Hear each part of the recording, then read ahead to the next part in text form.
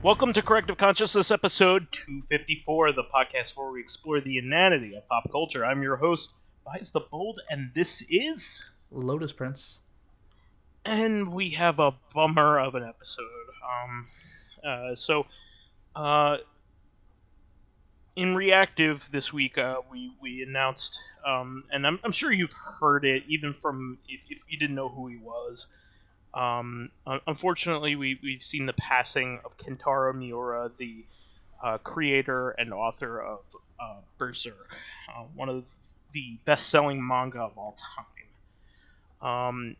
It is a very beloved story that I don't think really has a parallel in my mind. It's one of my favorite things I've ever read, and it's a shame that he passed away.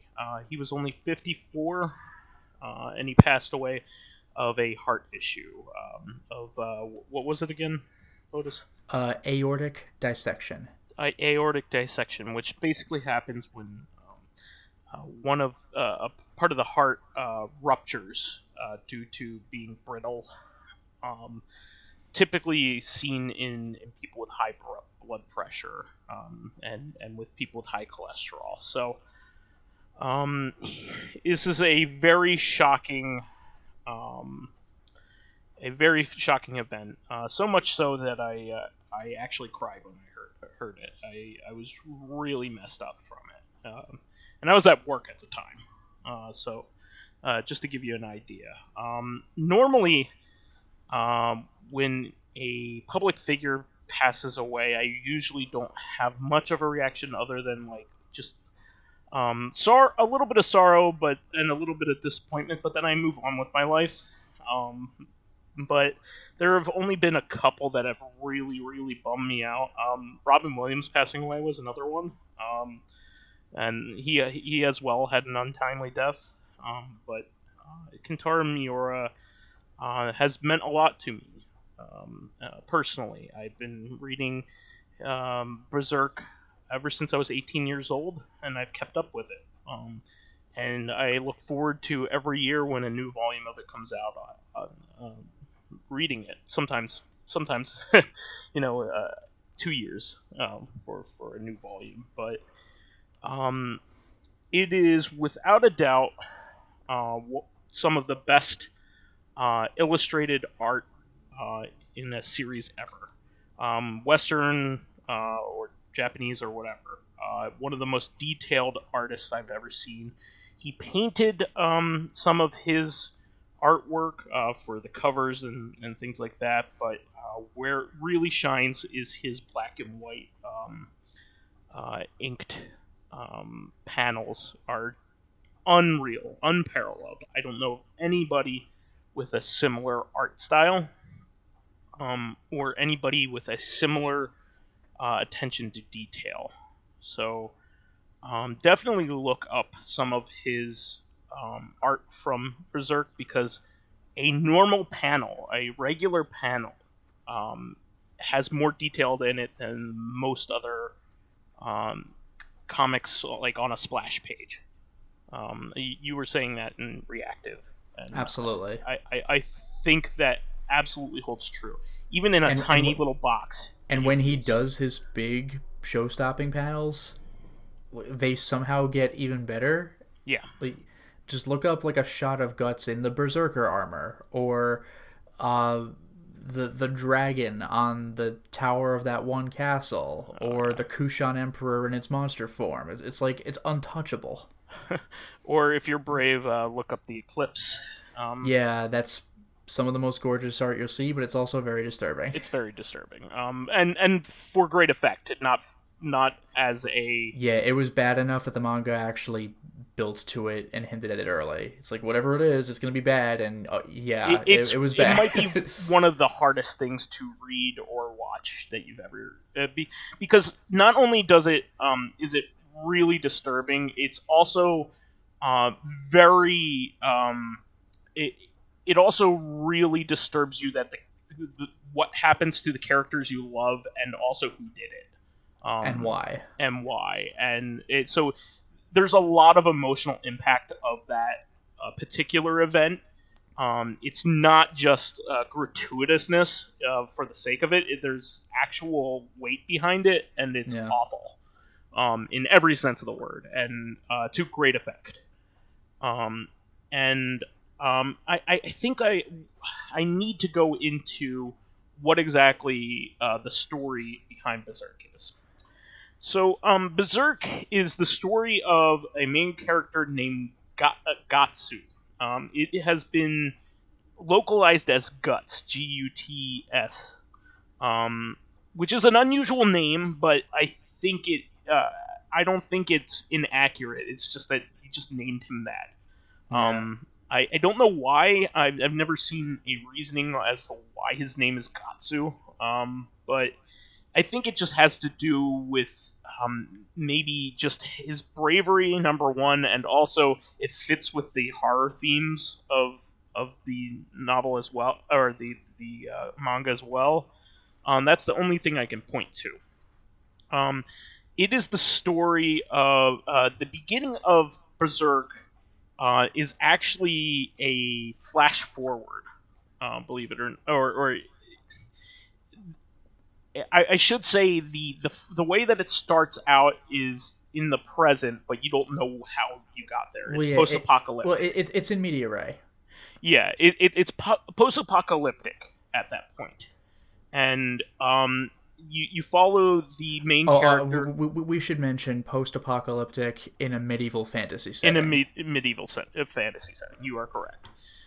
So it's not post-apocalyptic in this is not cyberpunk, or anything like that. Yeah, it's post-apocalyptic or whatever. Yeah, like something has ravaged a European-looking medieval landscape. Yes. Very inspired by German and English medieval times, essentially. There's also some French in there too, but the majority of it is like English and German. Architecture and things like that. But he goes around, and it's kind of a little bit Monster of the Week at first. With the Counts, the first big monster you see him fight. Yeah, who's nothing, by the way. Not that we know that, but by that point. Yeah, basically, you find out by the entire land has been ravaged, and everything is terrible. Like, literally, the world is a crap sack. It's bad for really weak people, and it's also... It's really bad for weak people, and for strong people, it's not much better. That's the whole thing, because this is a manga where demons are just around. Yeah. Like, they're known to exist. There are trolls, there are ogres, there are demons... And, like, so, yeah, even if you're a strong human, what the fuck are you gonna do? Yeah, exactly. And so unless you have some sort of magical enchantment, or you are just a badass motherfucker, yeah, and those people do exist. You are fodder for the powerful. Yeah, like, I know I'm getting a little ahead of myself here, but if you know anything about Fist of the North Star, where the world is basically run by the really powerful martial arts masters, and if you're just some random townsfolk, you have no anybody chance. Can do anything they want to you. Yeah, that's Berserk, except it's the supernatural. And Guts ends up meeting a fairy, which barely anybody could see in the beginning, except for children and him. And he becomes his sidekick. His name is Puck.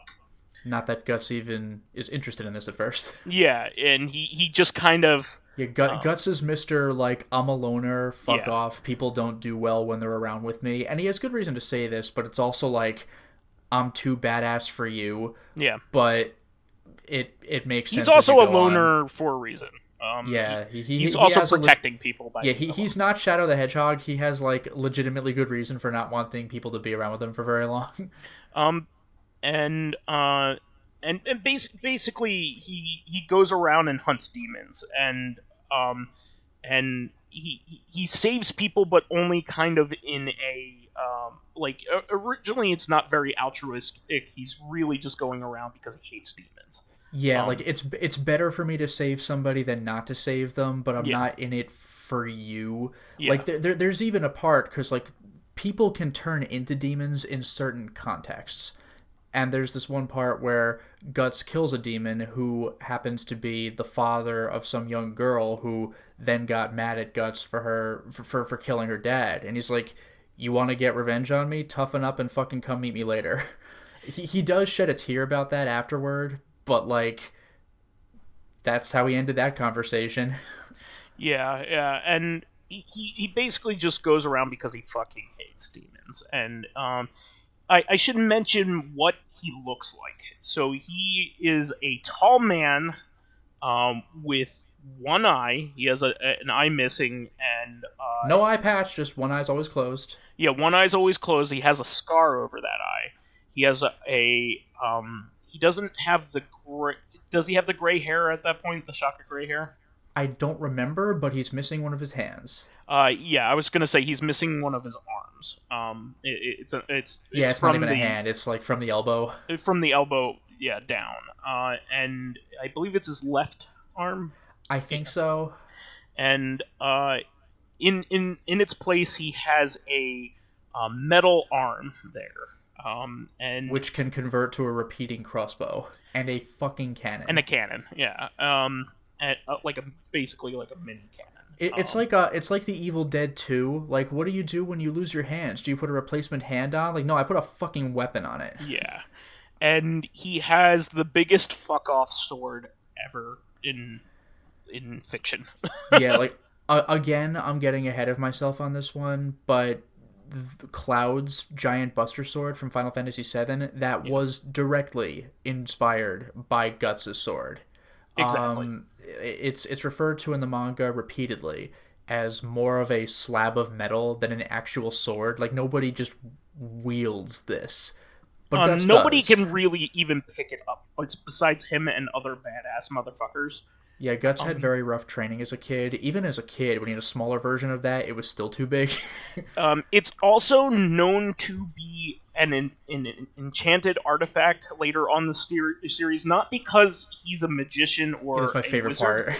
He's killed so many demons with it that it has enchanted itself. Yeah, like the tip where he does the damage has like a little bit of like the magical equivalent of radiation on it, kind of. Yeah. Like, so much demon blood has been on it that it's just had a somewhat permanent effect on his blade. So he doesn't have, like, a magic Dungeons & Dragons blade. It's, like, part of the blade that he actually connects with.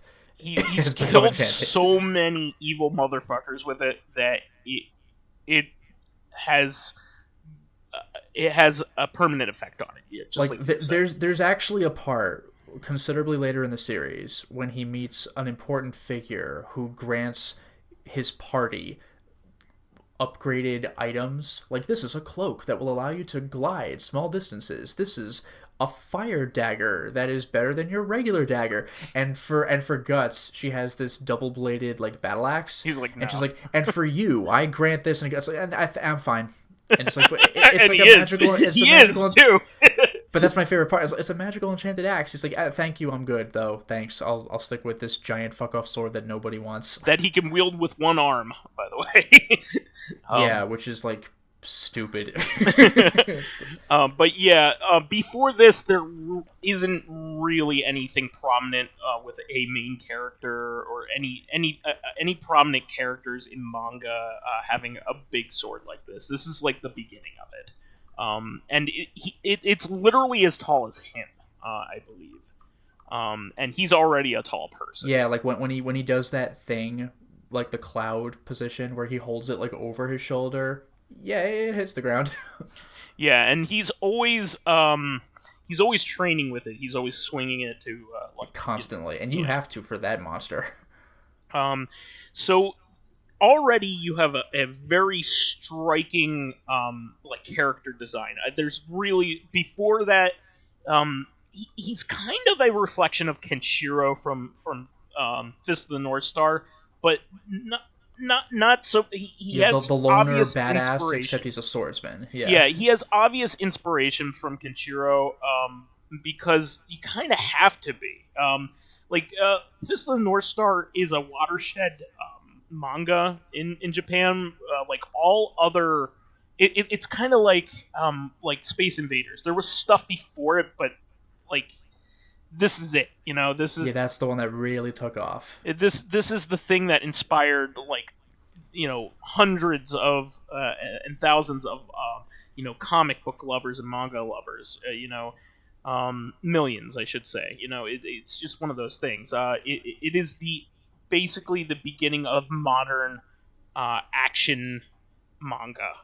I can't think of anything that comes close to it in terms of that. And we'll get to this later, but Kentaro Miura even got a chance to work with Bronson, the author of Fist of the North Star. Tetsuo Hara was the artist. It's actually pretty unusual for a manga to have a writer and an artist. Usually it's handled by the same guy, same person, I should say. But in this case, Tetsuo Hara was the artist on that, and Bronson was the writer.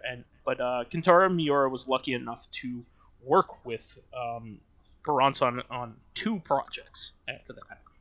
So I will get to that. He did the art for those, obviously, but it's really amazing to see the character.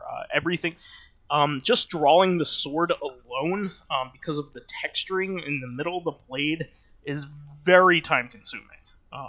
Yeah, you wouldn't think that normally a sword would be the thing that takes long, because it's like, well, you draw the rectangle-ish shape around it, but like, yeah, the thing with Miura, this applies to all sorts of things, Guts' armor especially, buildings, walls inside of buildings. He is really, really big on texture. Really, really big. Yeah, there are thousands of lines drawn easily. Yeah.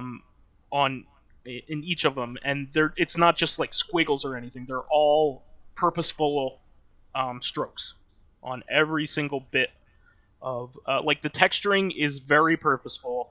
He doesn't reuse that texturing method for anything else. It's just that's what that thing has. Yeah, this is not a little kid coloring in their illustration. Yeah, no, it's really amazing.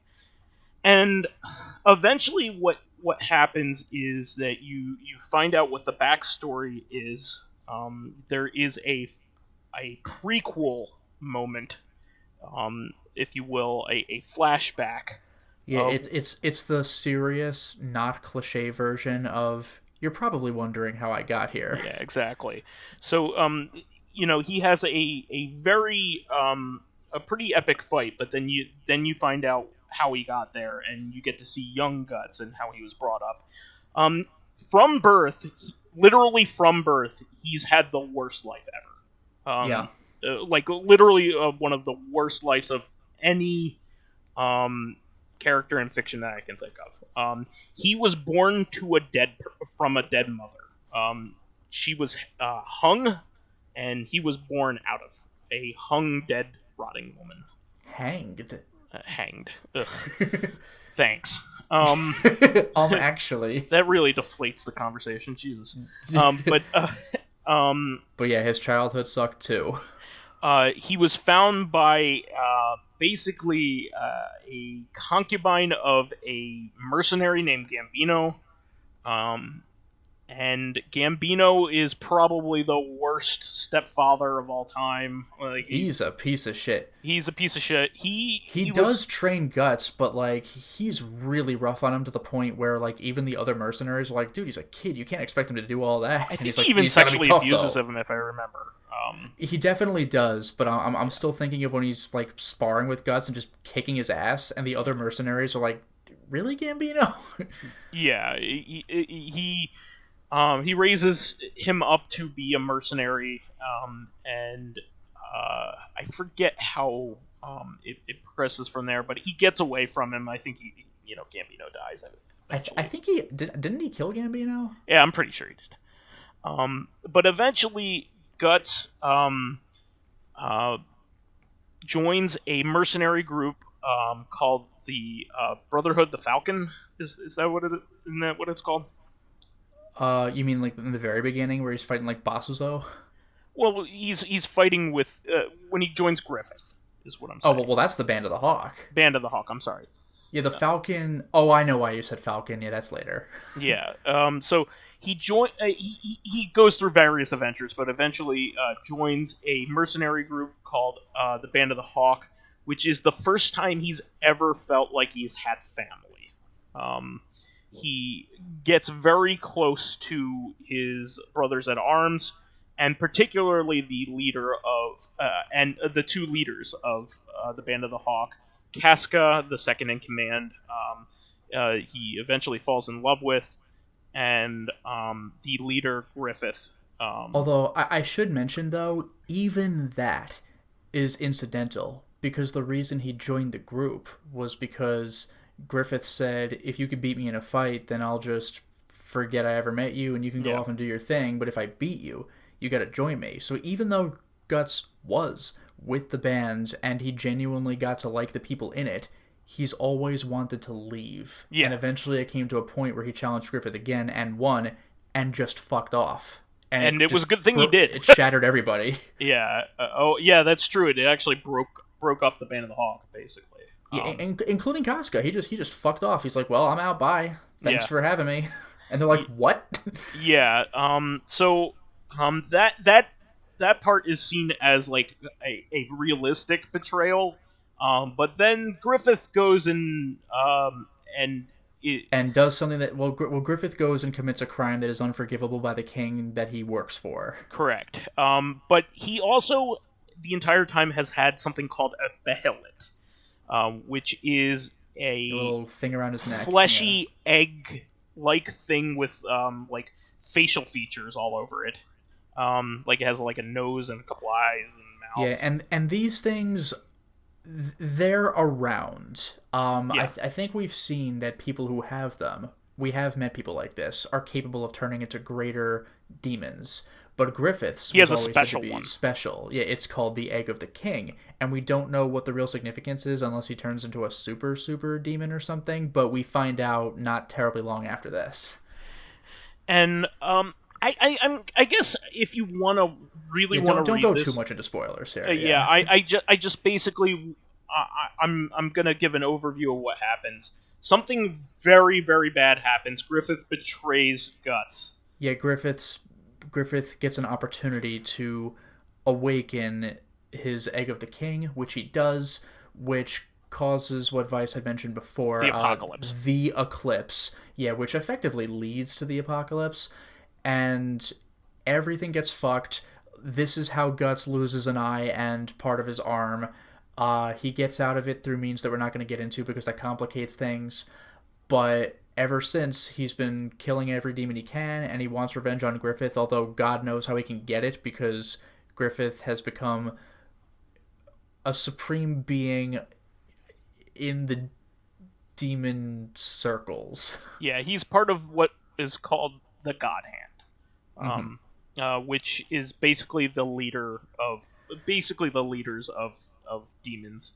It's the Cenobites from Hellraiser. Yeah, that's just really straight up what they are. Except for the woman one does not look like the female Cenobite, but there's a woman one, so I don't know. Yeah, but after that, basically he's just going around and eventually finds purpose. Griffith starts amassing an army to start a nation because he's always wanted to be a king. That's what he always wanted to be.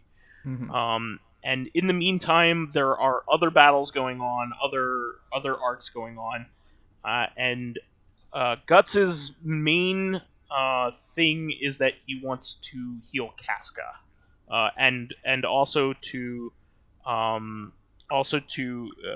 have vengeance for what happened. Casca lives through the eclipse, but is a He's shell mentally of her shattered. former self. Yeah. Yes. She is with good reason. She is completely destroyed by it mentally. To greatly abridge the rest of the series from this point in 1990 something through fucking now, let's just say that Guts starts making some new friends, starts going on some adventures, starts learning that he still wants revenge, but it doesn't have to be literally the only thing in his entire life. Because, like, he's starting to warm, like, for the first time in his life. He's becoming warm. Yeah, there's a big deal with this for two main reasons. One of them is that Guts has a symbol on his neck which just naturally draws demons to him, so he's constantly under attack. Yeah, it was placed on him during the eclipse. Yeah, the eclipse. He was meant to be a sacrifice. So no one can hang out with this guy because he's constantly drawing demons to him, not even by his own will. So the fact that people are willing to hang out with him is a big deal in and of itself. But number two, these people chose to stick by him. He wasn't forced into their group. No. So these are friends that he actually made more naturally. Yeah. Like with Griffith's group, he's like, well, I'm here. I'll get to know the people, He's basically I guess. blackmailed into being with them. Effectively. Yeah, but now Guts has a smaller but close group of friends that he can actually call friends for super duper real. And even within the Band of the Hawk, Carcass is kind of an asshole. Like, he doesn't really have like an asshole in the group. He's only got like a group of like 4 or 5 people. Serpico is as close as it gets, and Farnese was a monster, but she converted, and I mean a figurative monster, but she converted. So Farnese and Serpico were a little when we first meet them, but they're pretty strong allies now. He even has an adolescent compatriot who very much just looks like a younger version of him. Not only that, but it's almost an analog to Rickard, who, by the way, I should mention, Rickard was a young member of Band of the Hawk who did not die because he wasn't there during the eclipse. He was sent away. He just wasn't there, so he missed that shit. Good thing, because he's like, how the hell old is he? Like 12 or 13 or something? He also notices that the world's a lot different because... Yeah, something must have happened. Because it did. Pre-eclipse, there isn't much fantasy going on. It's basically just mostly medieval stuff. But that is true. Like, demons can show up, but like, demons might show up, but it's like, oh man, I'd heard of these things, but I never thought I'd actually. But yeah, post-apocalyptic, like, you might get attacked by a band of trolls. You don't know. It could happen. Yeah, and if you do, you're fucked. And killing you might not be the worst thing that they do to you. Yeah, in fact, you should probably kill yourself, because these demons are generally quick, but they're very, very brutal. They're also very sexually motivated, a lot of them.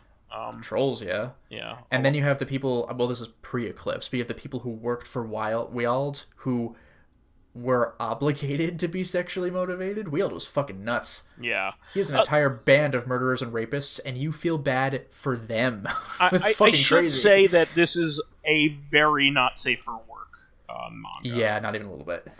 It is, for as popular as it is extremely violent, and also very a lot of sexual violence in the series. And there's also like a lot of disturbing imagery. If there's ever an attack on a village, then like make sure no one's in the room with you when you're reading it. I remember one time I was at Penn Station. I remember the story. And I opened up quite possibly one of the most explicit parts of the entire series. Yeah, it's this giant pagan like orgy. It's like a goat god. Yeah. And you even know what it was just by me mentioning it. Well, you mentioned this before, but it's gross. This is one of those cases where it's like your mom comes in. What are you reading? Porn, Mom. That's what it was. Yeah, exactly. Like it. I was like, I can't read this in public. Like, no way. Someone glances over. Oh, look at these pictures. What is this? Nope. None of it is ever censored either. I should say too. That's true. He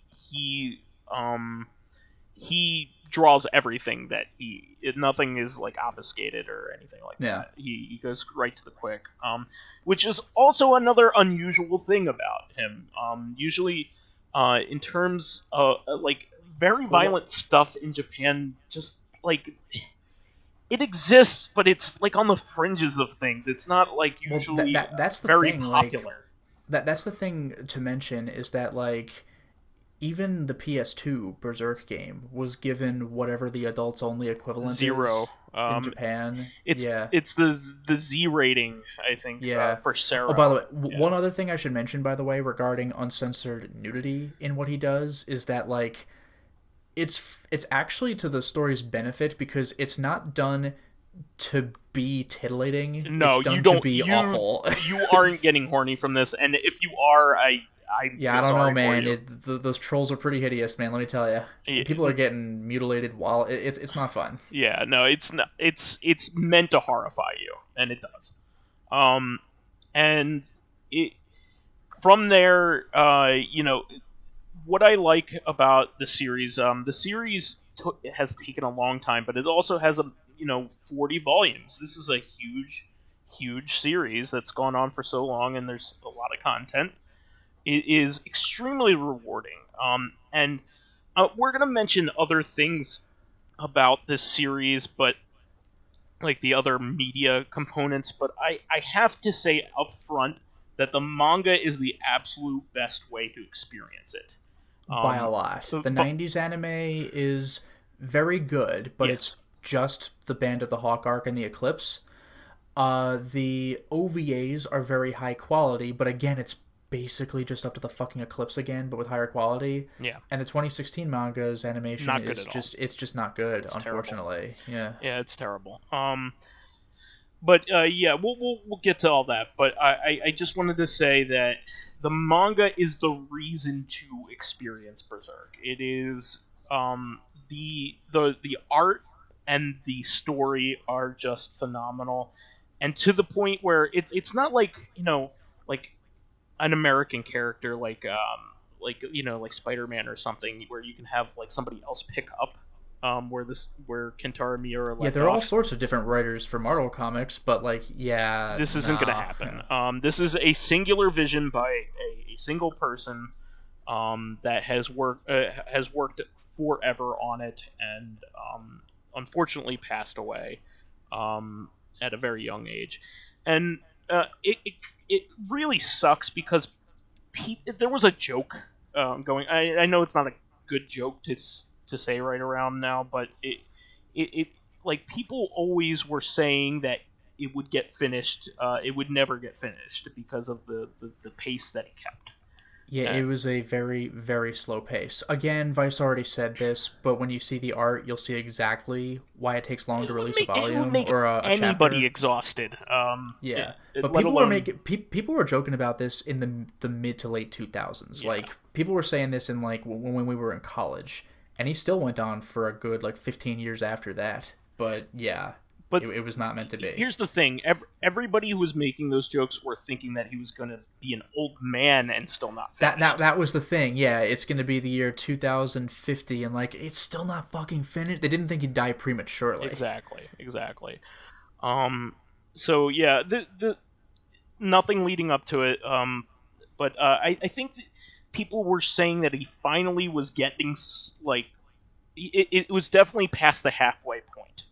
As to yeah, there have been turning points in this manga. I would say that maybe there was a quarter left of the story just based on the pacing, but I don't know.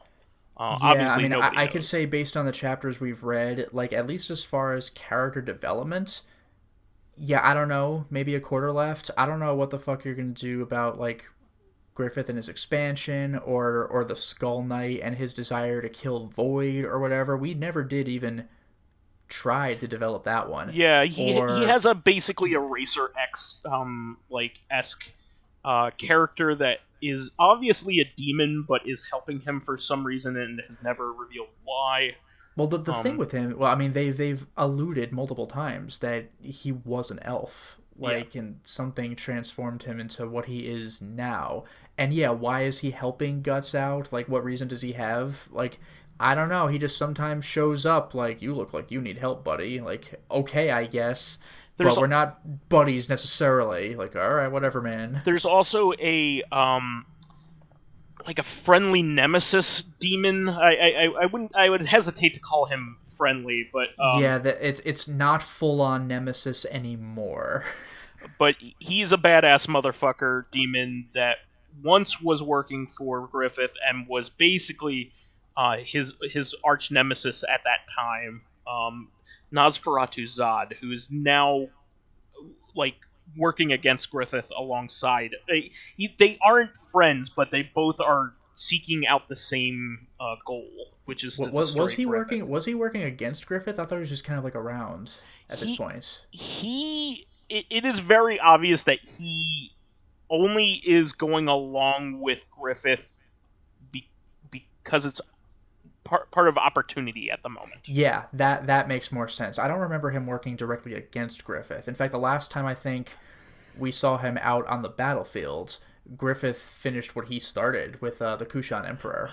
But it's also obvious that he has a lot of respect for Guts, which is not something that... Well, yeah, because, like, before we learned of the existence of demon... I mean, it's, like, the first chapter of the manga, but in the anime, before we really get familiar... He's the first one, really.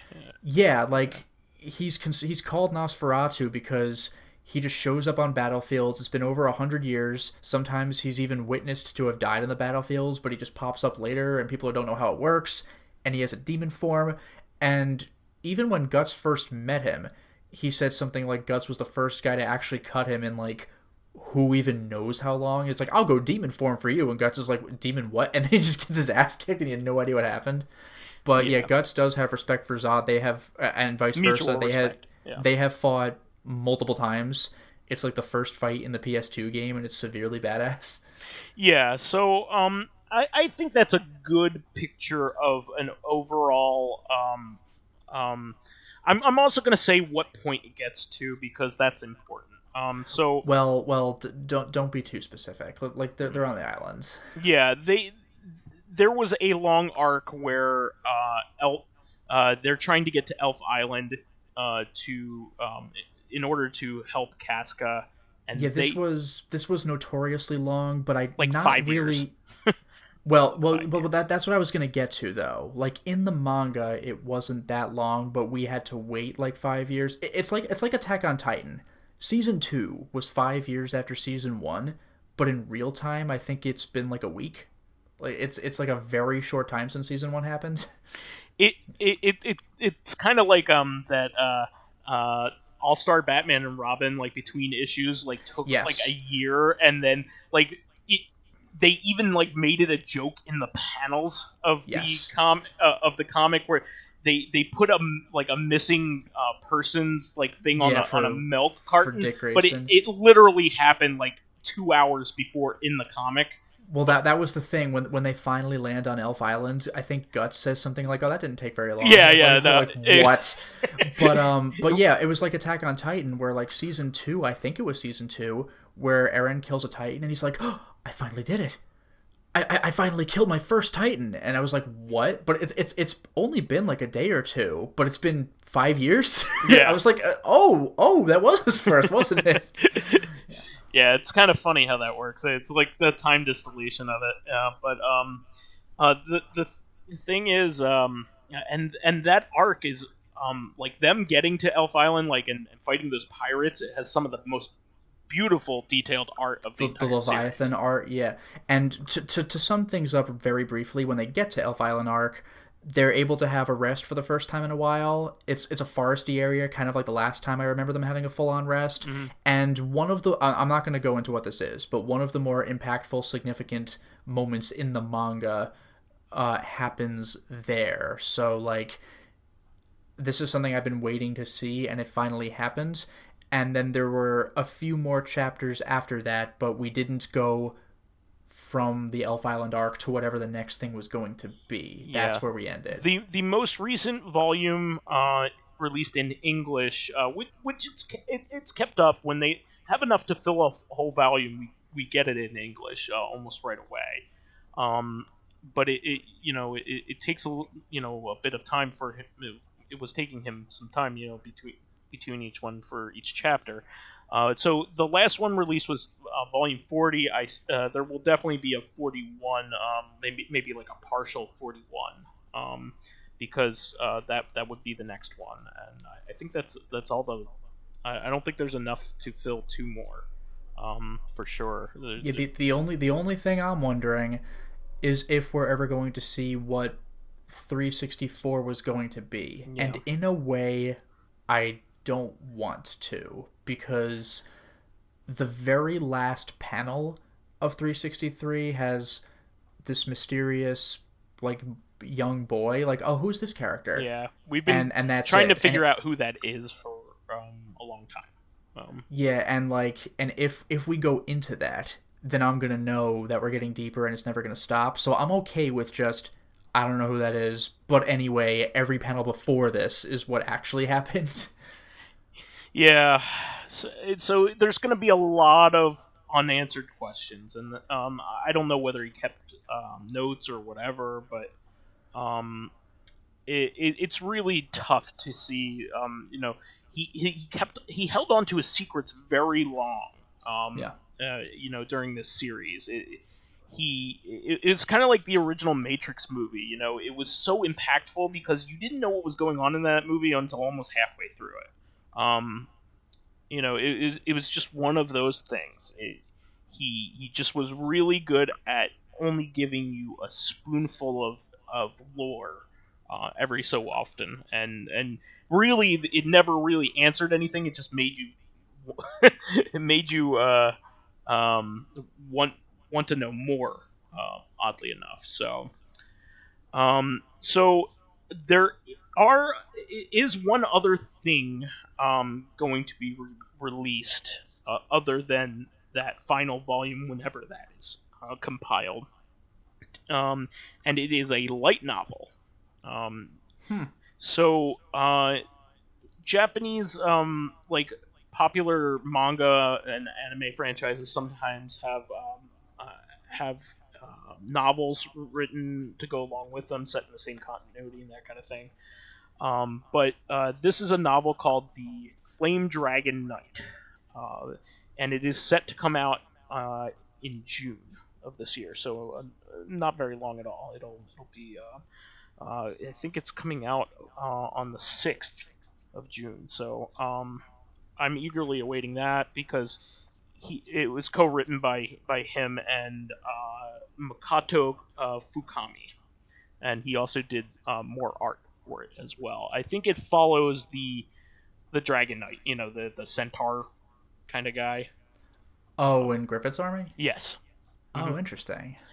And I just reading this description just makes me wince. It says the first Berserk novel conceived by the only one conceived by series. Technically true, but yeah. Yeah. Series creator Kentaro Miura and written by Makoto Fukami, novelist and screenwriter for the Berserk anime, Psycho Pass, Resident Evil Vendetta. Wow. The Flame Dragon Knight also presents 10 full-page illustrations by Kentaro Miura. The Flame Dragon Knight traces the rise of the Warhammer wielding warrior Gunbeld from the humble beginnings to become the all-powerful apostle. Oh, well, that's not the center. That's I'm sorry. Yeah, that's the guy who turned into the Corundum dragon. Oh, the crystalline dragon. Oh, okay. Yeah, that's the guy with. I mean, they just said the Warhammer, Yeah. but also the cannon shield. He was the guy who asked Zod permission to fight Guts. Oh, and Zod was like, "Yeah, all right." You remember that guy? He was the guy he was the guy that Guts had to put on the Berserk Armor for the first time. Oh, okay, yeah, that's and then when he got the armor on, Grunbeld was like, "What the fuck? He's a completely different person." Yeah, we didn't even mention the Berserker Armor. We should.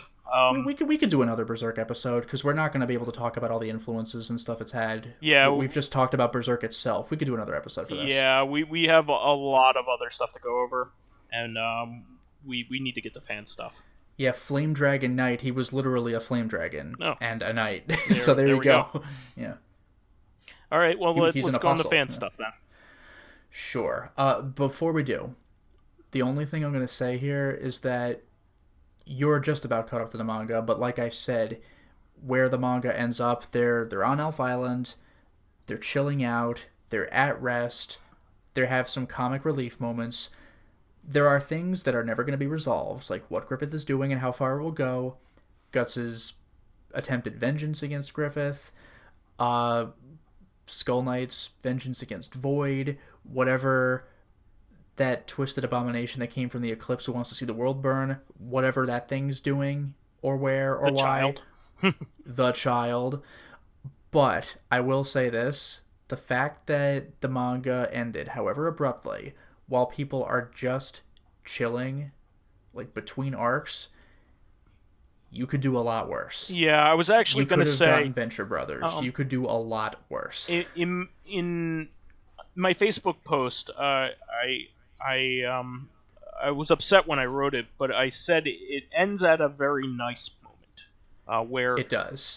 Guts finally belongs, and he has support, like real love in his life, and he's a warmer person, and he's also has more on his mind than just vengeance. Vengeance isn't consuming him. That's the thing. Like, the early parts of the manga, like pre and post Eclipse and stuff like that, I mean, the name of the manga is Berserk, so this shouldn't be a revelation, but it's a very angry, bitter manga, and you get why. But once Guts starts making a new party, like, it really does have a more hopeful message, despite all the horrific imagery you see. Like, there is the possibility of redemption for the characters. And we can go into more how this influences other things later in probably the next Corrective Consciousness, but, like, this did end on a more hopeful note than when it started. And I think somebody had asked Miura what, like, I mean, not what the ending's going to be, because that's a stupid fucking question. Like, he's just going to tell you. He doesn't even know it, either. Like, most authors, like, maybe have an idea, but they also haven't arrived at it yet. You know? Well, that's the thing. Yeah, what would the character do? Like, make it feel more natural. But Miura had said something like, you know, as rough as this manga was when it started, with how brutal everything is, like, I don't like the idea of an end where it's like, and then the character suddenly dies and is miserable. Like I would hope for something better than that for Guts and crew. Yeah. So we can at least be left with that possibility. Well, it's kind of like what like Stephen King, there's somebody with terminal cancer that came to him, like, I think between the what was it, the last 3 books are the ones that took forever, right? The last 3 books, like I don't fifth, really the after the 4th is the biggest. Is the biggest gap. Yeah, it's when we got back. I think it was when we got back to Blaine. Right? Because, like, which book is the 3. 5th book. Yeah, because book 3 ends with "Let the Riddling Begin." Yeah, but maybe it was even the 4th book that took like 20 years to come out or something. Well, what somebody with terminal cancer came, asked Stephen King, can you just tell me how it's going to end? He's just like, because, like, I don't have much time left. And he's just like, I don't even know. Like, like I'm writing this, and it's coming to me. When I create this, it's going, bit by bit. It's not. Well, that's the thing with creating stories like these. Like, you don't want to come up with a point B and force the characters to get there, because we've seen that in movies. Like, Red Letter Media makes fun of this shit. Like, why did that happen? Oh, because the movie needed it to happen so we could have the next scene, Like, that's like George R.R. Martin does the opposite, where he's like, well, what would the character do? And, like, he's actually beholden to his own creations, because what would they do? What choices would they make? And where do I find myself writing them from that point onward? So it can be a pain in the ass, because you can't tell people how it's going to end, but at the same time you might be led to a more fulfilling conclusion, whatever it may be. Exactly. Well, we should move on. But so we have 2 comments. Fakafon said, it's kind of amazing the amount of things in media that start off as a little nothing but evolved into these grand pieces, huh? The Red Brown Captain America movie, it's loony to imagine that today, but even back in the day, that was it, man. A superhero movie where people walk around doing nothing, talking about platitudes and spraying oil on the floor to make people fall. It was the big fight scene. Yeah. Do you remember the Roger Corman Fantastic Four, where Reed Richards extends his foot like across a doorway and the enemy's chasing him? It's funny because the first guy trips over it, but all the people behind him also trip over it. It's like, dude, come on. When And the fifth guy falls down, the sixth guy should maybe get out of like the the way. Dolph Lundgren like Punisher, he's just fighting fucking ninjas. He's not like fighting any of his arch nemesis. Like he's just fucking Yeah. he's like fighting just normal ass like generic ninjas. He's stopping crime. I don't know. And then regarding our favorite inventory systems, Dracologist says inventory. Wasn't one of the Alone in the Dark games where you literally look through your coat pockets? That's kind of awesome. Yeah, there's also it's not the first one to do that, but you had like of course text adventures that had stuff like that. You know, describing what was in your pocket, but Yeah, you look in pocket. yeah, but you also have the Deja Vu games had like the inside of your trench coat was your inventory. Oh, sure, Yeah. sure. And then from Discworld, luggage was its actual name. Yep. Is actually not just a storage, but a bodyguard as well. Yep. And say a psychotically protective one at that. And as for the Tetris one, Diablo would be a good choice. As the game went through the stages, it went from efficient pack muling up the items to the top to actually using your inventory for keeping bonus charms there. Mm-hmm. Yeah, using stuff to get rid of it so to free more space. There was also Path of Exile, where they made an area that can only be accessed via a special item, and only for limited entries. Like, each portal was only usable once. Oh, wow. So one person could maybe go in and out a few times, but a team of 8 could only go once each. So you have to pick and choose what you want to keep. Brutal. Ugh. And then our question, of which I think this is our last question. So just heads up, everybody. Oh, no. Excuse me. We have one more question after this. Okay, yeah, we still need more. Yeah. Fakafan asks, when playing an RPG, video game, board game, whatever, do you prefer a character that's fully locked and committed to their class? A character that can switch class? A character that can do whatever they want? For me, it really depends. I think any of those can work well. I'd say my favorite is a character that's committed but not locked, if that makes sense. Yeah, I don't mind being committed because I don't have to think about how to respec Yeah. or level this up and also that up for this situation. Like, if a character is stuck doing one thing, then okay, take that and run with it. Like when I play games, I tend to find a method of combat that suits me best Yeah. and do it as much as I can. So if I have a character whose personality is that, then I'll just stick with it. It's fine by me. Yeah, I would say that it really depends on the game. I do like the idea of having a well-balanced party with defined roles, because you could be like, okay, well, I need Cloud to do this in this party, and I need Tifa to do this, and I need Aerith to do this. So, like that's there's some real you arrange your party members so you can get the benefits of all of their max stat. Exactly. But then arrange it so the wizard isn't in front taking all the big hits. Have the tank do that. But there are plenty of games, with job systems that I really enjoy. I mean, I really like Final Fantasy V. I've never beaten it, but Final Fantasy V. Yeah, I was actually going to bring that up. I've done FF5, yeah. Yeah, Final Fantasy V, Final Fantasy Tactics, even to some degree, like Final Fantasy X-2 has the job system as well. Dragon Quest VII. I'm sorry? The dress spheres? Yeah, exactly. It's just the job system, but dresses. The job systems are really cool. I mean, the original Final Fantasy was basically the original progenitor of that kind of thing.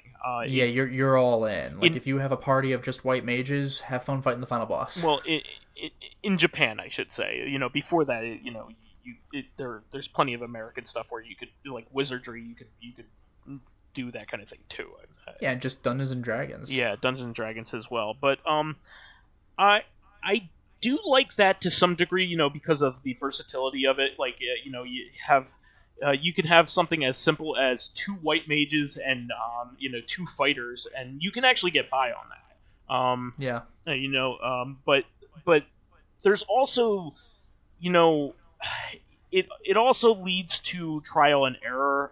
You can waste a lot of time, doing a build that just doesn't fucking work. Just kind of like what you were saying, like if you have all white mages, like good fucking luck. Yeah, it can be done, but like, come on. Yeah, you'd be playing it forever. That's certainly the hardest, of anything that I can think of in the original Final Fantasy, like having that kind of loadout. I do like that to some degree, but probably my favorite is what happens in Dragon Quest XI is probably my favorite version of it. So you have characters with defined roles, but they have various branches that they can go in that are unique to them. So they can be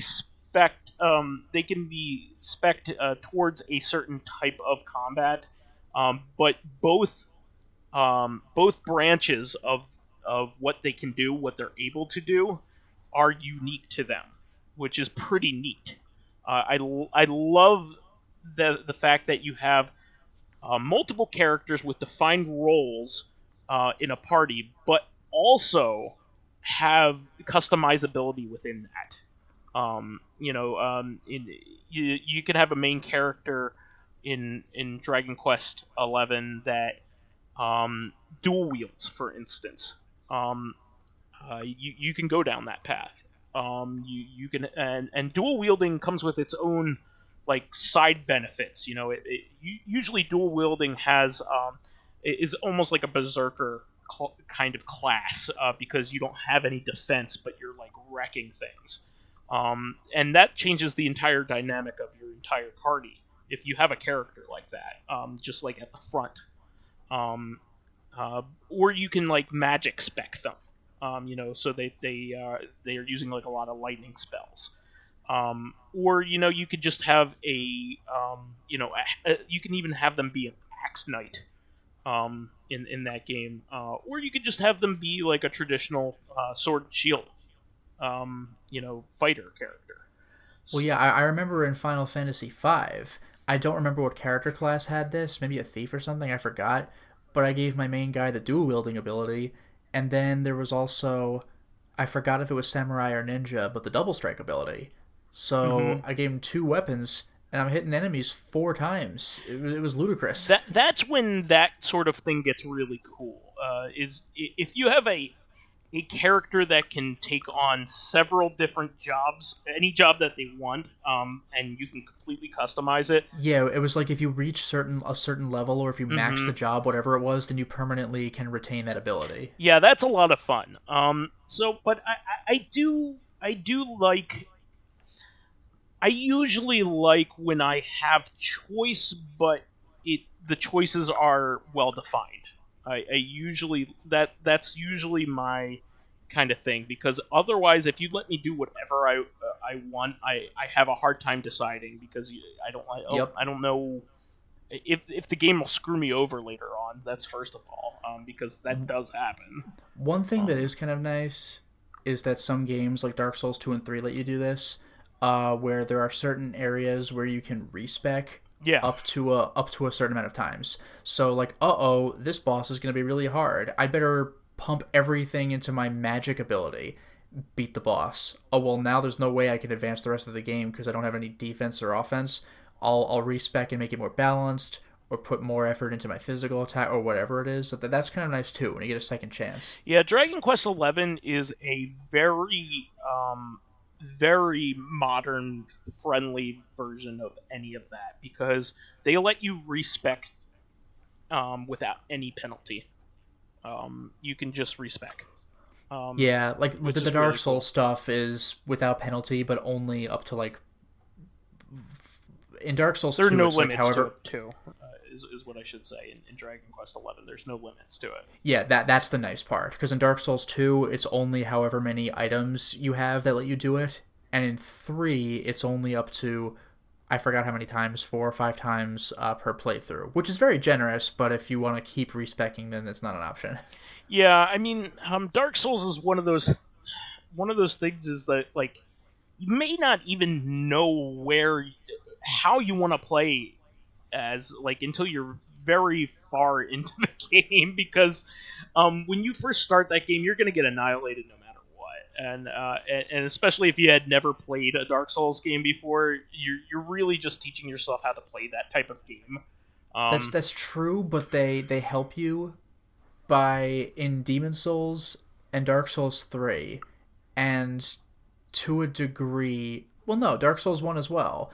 You must beat the first boss before you are capable of leveling up at all. You will beat the first boss at whatever your starting level is. Yeah, but but you're not going to be able to experiment with all sorts of crazy spells or anything. Yeah, my point is you don't know whether you're gonna want magic or not. Yeah. Until you're probably too far to have to go back on that decision. So at this point, I'm committed in the Dark Souls like stuff to being like a pyromancer. I just love that aesthetic and that type of ability.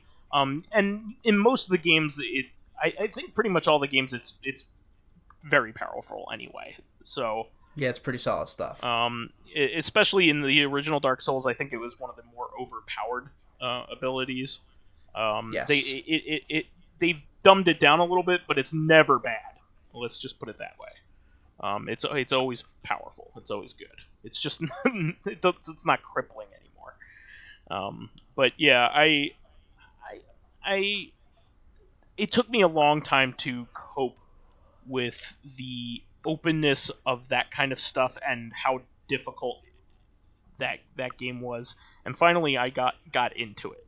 But it really crippled me on in the beginning. Like I just didn't know what to do. I had paralysis, so much so in that game. But analysis paralysis. That's literally what it was. I didn't know like how I wanted to play that game, in what direction I wanted my character to go. So I didn't play it at all for a long time. It was one of those things. I was too scared that I was gonna waste my time. But thankfully I had some help, and then I got used to that type of gameplay.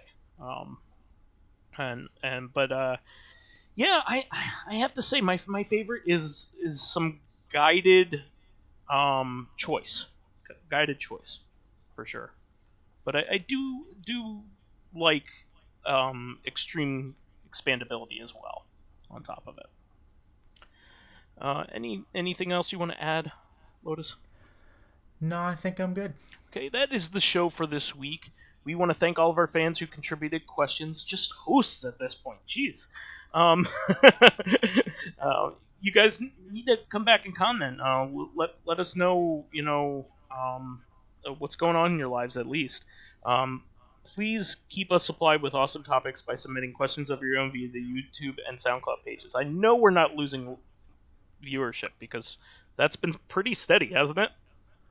Yeah, it's been pretty stable. Yeah.